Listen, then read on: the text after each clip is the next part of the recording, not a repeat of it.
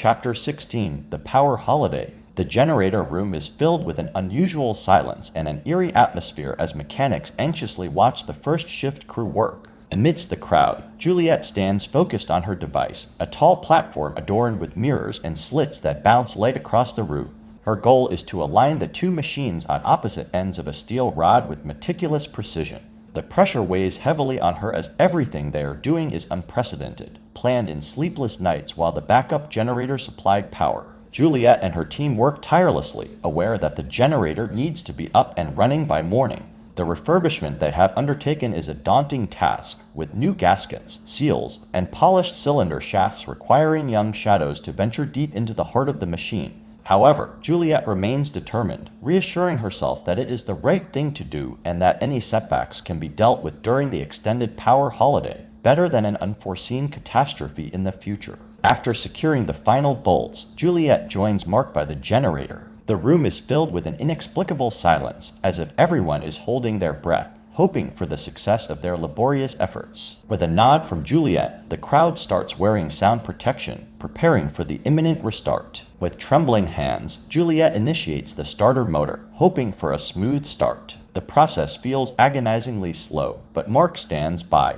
ready to abort if necessary. The generator starts running and joyous cheers erupt from the mechanics outside, replacing the tension in the room with a celebratory atmosphere. Juliet watches the celebration unfold, basking in the hum of a perfectly functioning generator, instilling her with renewed confidence. However, her euphoria is short-lived. Unbeknownst to her, a young porter hurries into the room with a pale face, conveying devastating news. The atmosphere shifts dramatically as fear and sadness settle among the mechanics, and Juliet finally becomes aware that something terrible has occurred. A great and powerful thing has fallen out of alignment, but it is not her generator that has caused this disturbance. Well, Part 3, Casting Off. Chapter 17, Sealed Doors. In an airlock filled with brightly colored pipes and plastic-wrapped shrouds, Juliet finds herself trapped between two sealed doors. The hiss of argon fills the air as pressure builds, constricting the plastic and pressing against her suit. As she contemplates her journey to this point, Juliet, a simple girl from Mechanical, wonders how she ended up in this place of uncertainty. She had always been content living in the depths of the earth,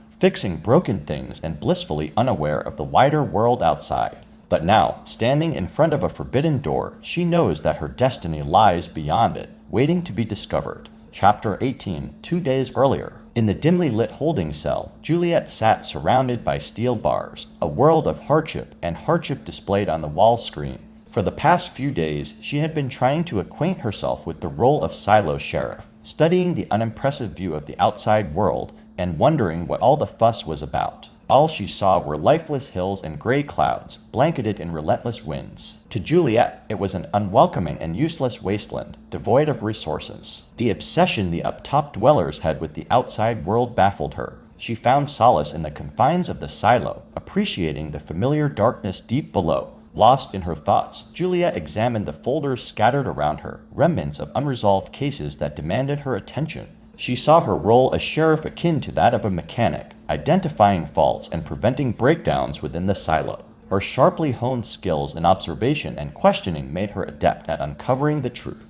However, her focus kept returning to two closed case folders, one belonging to a man she had loved and lost, and the other to the late Mayor Johns. These folders held secrets that haunted Juliet, more so because she couldn't bear to watch Deputy Marnes delve into the details of John's murder investigation. Suddenly, a stranger appeared at the bars of the cell, introducing himself as Bernard Holland. With his small stature and tidy appearance, Juliet couldn't help but feel a sense of unease in his presence. Bernard, now acting mayor, informed Juliet of his role and emphasized the importance of their collaboration. Suspicion clouded Juliet's mind as she realized that Bernard was the prime suspect in the mayor's death, and yet he remained on the wrong side of the bars. The encounter left Juliet shaken. As Bernard left, she noticed that her grip on the brass star, a symbol of her authority, had drawn blood in her palm. Determined and resolved, Juliet pinned the star to her chest, embracing her new role as sheriff. She understood that the silo was in desperate need of repair, just like the mechanical devices she once fixed. Contemplating the circumstances that led to the former sheriff's decision to leave the silo, Juliet felt a deep kinship with him. She empathized with the pain of losing something precious and understood the desire to explore the unknown. With newfound determination, she decided to delve further into Holston's case, seeking answers to his mysterious departure. Chapter 19. Nighttime Observations. As the clock strikes 10, Juliet can no longer bear the strain on her eyes. Exhausted, she powers down her computer and leaves her office. The growling of her stomach reminds her that she has missed yet another dinner. She makes her way to the cafeteria, noticing a lone figure sitting in the shadows. Having seen him the previous night, she decides to approach with caution. The mysterious man is engrossed in staring at the darkness outside, not once acknowledging the noise Juliet makes while passing behind him. Intrigued and suspicious, she grabs some food and joins him. The man seems fixated on the sight beyond the wall screen, claiming to see things others can't. Curiosity gets the better of Juliet as she watches the man, who uses charcoal and paper to capture whatever he sees in the night sky. He explains that he has been doing this for a long time and that the stars move. The sight of a star flashes before them, mesmerizing Juliet, who has never seen one before. Lucas, the man, reveals that he collects data on the sky and hopes someone will continue his work after him. Introductions are made, and Juliet discovers that Lucas is a computer worker from the upper mids who spends his free time observing the night sky. He relies on insider information from a coworker to determine when the viewing conditions are optimal. Lucas's goal is to create a schematic of the stars, a task that he believes may take multiple lifetimes. Feeling a mix of guilt and fascination, Juliet bids Lucas farewell, but before leaving, they share a warm handshake. Juliet is struck by the connection she feels in that moment, even though she struggles to find the right words to express herself. Intrigued and haunted by this encounter, Juliet heads back to her quarters. She wonders about Lucas's obsession with the stars and the possibility of passing down his knowledge to future generations. As she lies in bed, the image of the night sky lingers in her mind, stirring a newfound curiosity within her. Little does she know that this chance encounter with Lucas will evolve into something much more significant, forever altering the course of her life in the silo.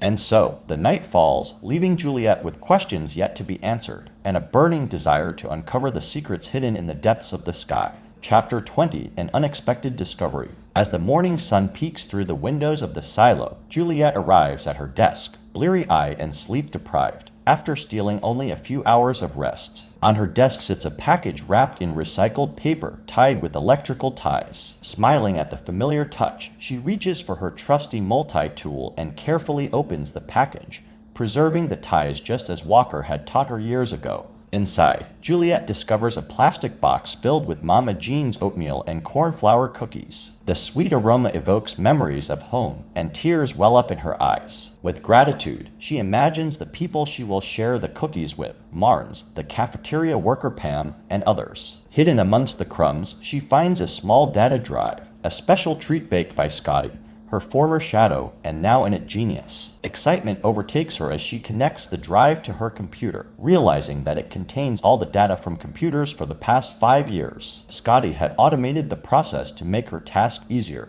Juliet delves into the vast amount of information, overwhelmed by the knowledge at her fingertips. She knows that somewhere within this treasure trove of data lies the answer to the mystery of why Holston decided to go to cleaning. Each keystroke and record meticulously gathered by Scotty becomes a lifeline to unraveling the truth.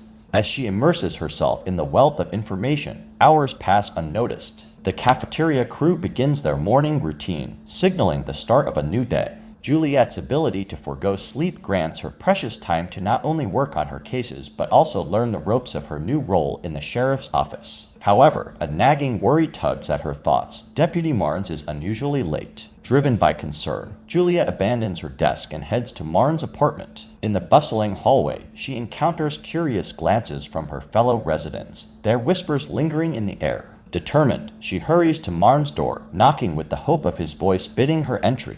But silence greets her instead. As panic rises within her, Juliet pushes open the unlocked door, revealing the dark interior. The only light filters in from the hallway, casting an eerie glow. With a sinking feeling, she calls out Marnes' name, but her cries go unanswered. In a state of turmoil, she asks Gloria, a neighboring resident, to call for the nearest doctor while she rushes into the apartment. What greets Juliet's eyes is a horrifying sight. Marnes had hanged himself. Without hesitation, she and Gloria's husband release the belt from the doorknob, hastily freeing him from the deadly trap. They lay Marnes on the bed, hoping against hope for signs of life, but it is too late. In that moment, Juliet realizes the weight of her new position.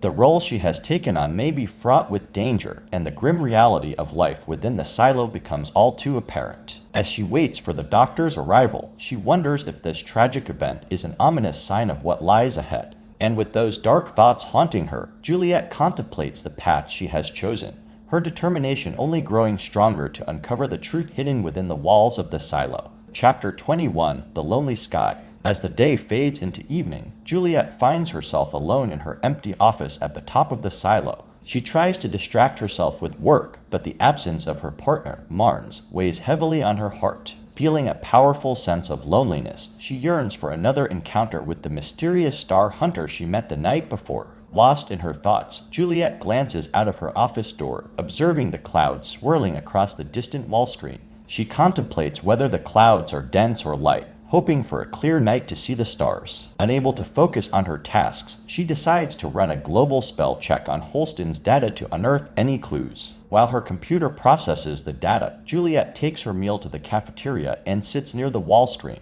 Lost in her gaze, Lucas, the star hunter, appears silently beside her. They sit in silence, both secretly craving companionship and understanding.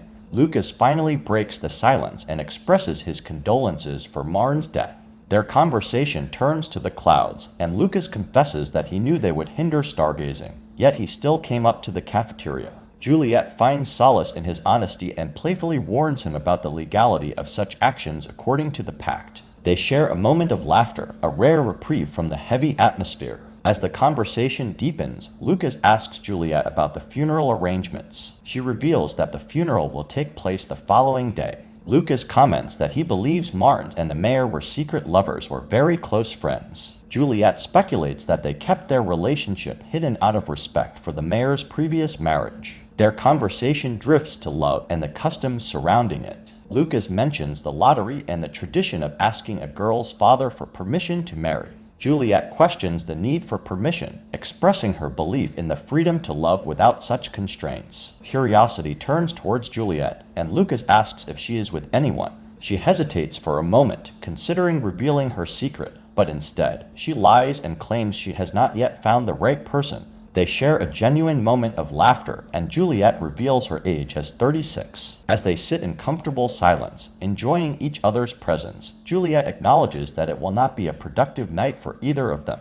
Just as she says this, her computer beeps, announcing the completion of its search through Holston's data. If you've climbed with me this far into the video, I'd be thrilled if you'd consider giving me a digital pat on the back with the like button. But if this journey didn't quite do it for you, consider donating a like on our next video. Subscribing is your passport to join me as we explore more exciting chapters in the vast landscape of books. Help shape the future by leaving a comment with book recommendations for chapter summaries or feedback to enhance the channel.